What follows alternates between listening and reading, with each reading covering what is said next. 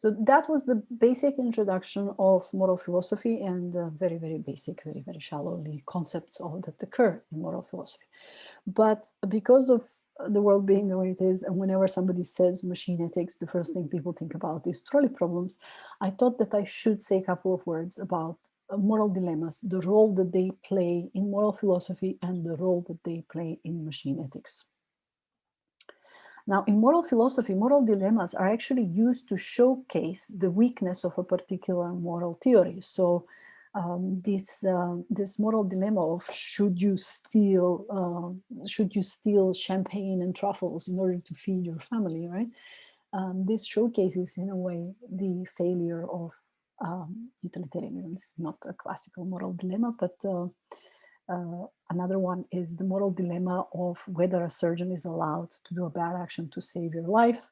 That showcases the failure of the ontological theories. In contrast, in machine ethics, moral dilemmas are actually used as in a different way. They're not used as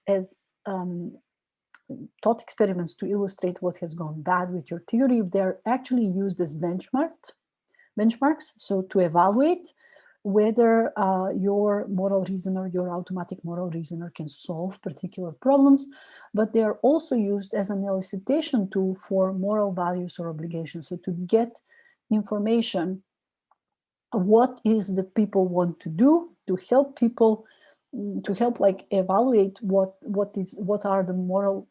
do people consider to be good or bad. The one idea is to present them with a bunch of moral dilemmas and see what they do in those particular situations, and then extrapolate from this what are the moral values or moral obligations that people want to uphold. So in moral philosophy, moral dilemmas are actually something that is recognized